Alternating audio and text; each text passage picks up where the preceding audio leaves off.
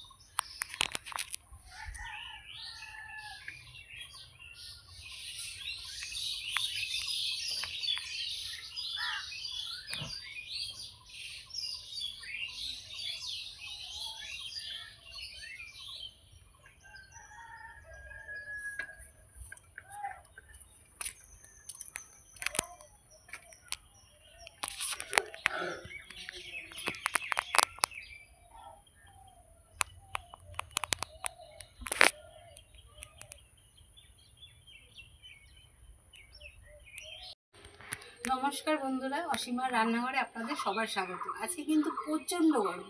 কালকে যেহেতু বৃষ্টি হয়েছে, আজকে রৌদ্র না থাকলেও মেঘলা মেঘলা ওয়েদার, কিন্তু খুবই গরম। তাই গরমে ভাবলাম একদম সাদামাটা একটা রান্না নিয়ে চলে আসে। তা রান্নাটা আমি কি করব আপনারা দেখুন। এই যে তার জন্য আমি নিয়ে নিয়েছি, এই যে এখানে আমি ডিম নিয়েছি। আমি কিন্তু আজকে ডিম ভাপা করব। তা ডিম ভাপা করার জন্য আমার কি কি লাগবে: নুন, হলুদ, এখানে সর্ষের তেল আজকে ডিম ভাপাটা করব। আর এখানে মশলার মধ্যে নিয়ে নিয়েছি কাজু বাদাম, এখানে পোস্ত, এখানে কাঁচা পাকা লঙ্কা, 4 কোয়া রসুন, আর জিরে কিন্তু একদম সামান্য, আপনারা এটা দিতেও পারেন নাও দিতে পারেন। এখানে 1 টুকরো আদা নিয়েছি, আদাটা আমি এতটা দেবো না, অল্প দেবো। আর ডিম ভাপাটা করব কিন্তু বন্ধুরা আমি এই টিফিন কারিতে করব। আপনারা তাহলে দেখুন, রান্নাটা খুবই অল্প সময়ে আপনারা করে দেখতে পারেন। এই যে এবার আমি উনান ধরে দিয়েছি, আমি কড়াইটা বসিয়ে দেব, দিয়ে আমি জল দেব।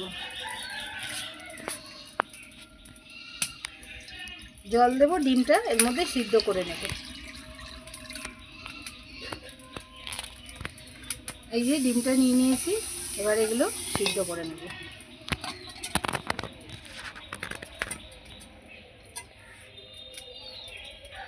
একটু লবণ দিয়ে দেব,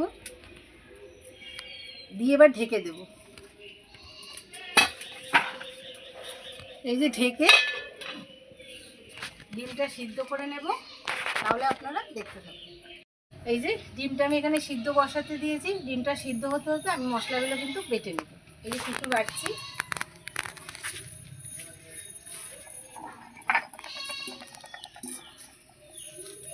এই যে প্রথমে আমি জিরাটা বেটে নেব, জিরে আর কাঁচা লঙ্কাটা বেটে নেব, তার সঙ্গে রসুনও দিয়ে দেব, দিয়ে এগুলো বেটে নেব।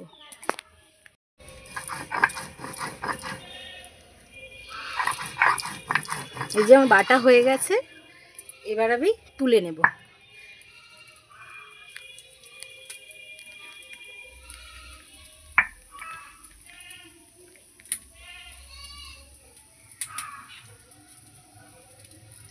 এবার আমি কাজু আর পোস্তটা দেব।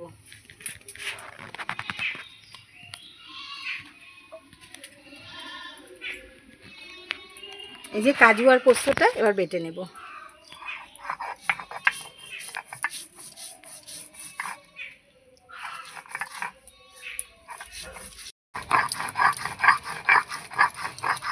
এই যে এবার আমি এর মধ্যে এই আদাটুকু দিয়ে দেব।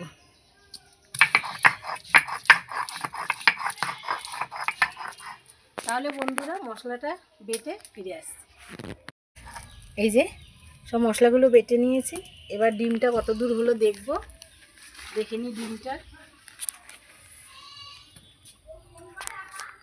এই যে ডিম কিন্তু আমার সিদ্ধ হয়ে গেছে, এই যে ডিমগুলো ফেটে ফেটে গেছে।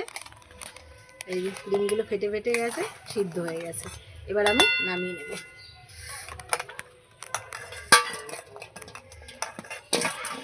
একটা ডিম কিন্তু বন্ধুরা আমার ফেটেও গেছে, এই জন্য কিন্তু আমি আর একটা ডিম এখানে দিয়েছিলাম পরে। এই ডিমটা তো আর দেওয়া যাবে না, এই জন্য আমি আর একটা ডিম দিয়ে দিয়েছিলাম। এই যে বন্ধুরা আমি ডিমগুলো ছাড়িয়ে নিয়েছি।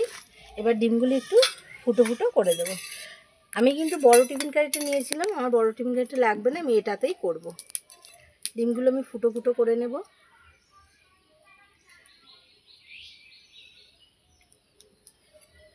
আপনারা কিন্তু মাঝখান থেকে দুভাগ করে নিয়েও করতে পারেন, অর্ধেক অর্ধেক করে। আমি আজকে গোটাই করব। এই যে এইভাবে ফুটো ফুটো করে নেব যাতে মশলাগুলো ঢোকে।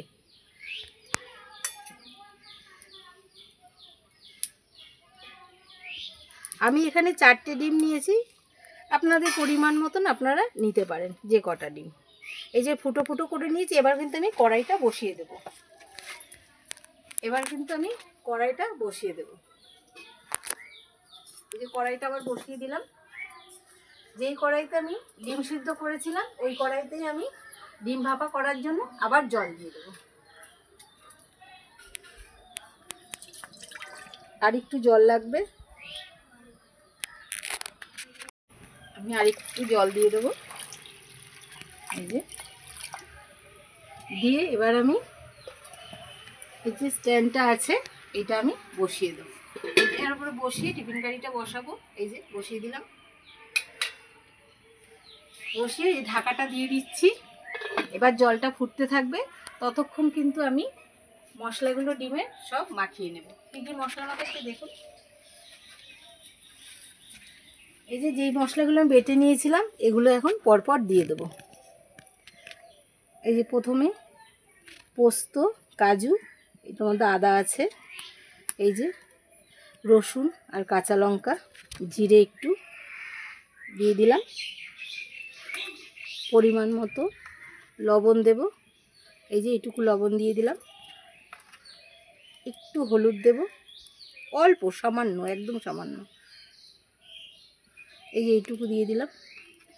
দিয়ে এবার সর্ষের তেল দিয়ে আমি মেখে নেব।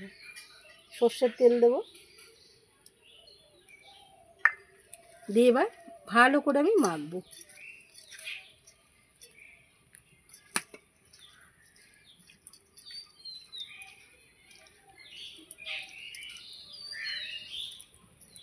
আমার যেহেতু 4টে ডিমে করছি আমি, তাই জন্য কিন্তু আমি ছোট টিফিন কারি করে করছি, আমার বড়টা লাগেনি। আপনারা বেশি ডিম নিলে বড় টিফিন কারিতে করবেন। এই যে ডিমগুলোর মধ্যে ভালো করে মাখিয়ে নিচ্ছি। এই যে এবার আমি যেই মশলা বেটেছিলাম, মশলা ধোয়ার বাটির জল একটু আমি অল্প একটু দিয়ে দেব। এই যে মশলা ধোয়ার জল অল্প একটু, সামান্য একদম। এই যে দিয়ে দিলাম।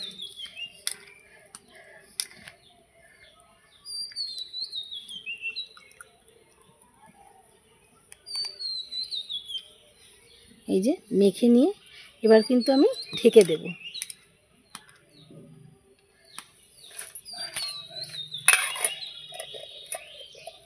ঢাকনাটা খুলছি, এই জলটাও ফুটে গেছে। এই যে এবার টিফিন কারিটা দিয়ে দেব। এই যে দিয়ে দিয়েছি, এবার ঢাকা দিয়ে দেব। দিয়ে আমি 15 মিনিটের মতন হতে দেবো, আর তার মধ্যেই সিদ্ধ হয়ে যাবে। বন্ধুরা আমি তো এই যে ঢেকে দিয়েছিলাম, এখন আমি দেখবো ঢাকাটা খুলে কত দূর হলো। এই যে দেখুন জল পুরো শুকিয়ে গেছে, আমি এবার নামিয়ে নেব।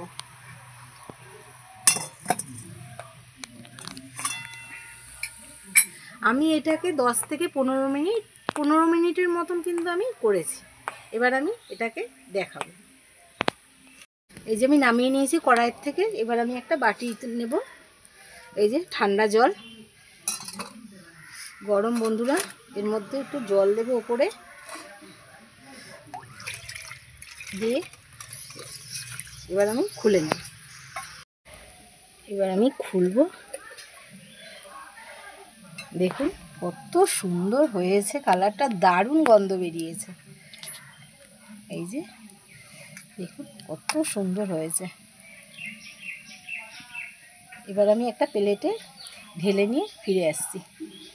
এই যে একটা প্লেট আমি নামিয়ে নিয়েছি। আমি একটু অল্প সর্ষের তেল একটু ওপর থেকে ছড়িয়ে দেব, সামান্য।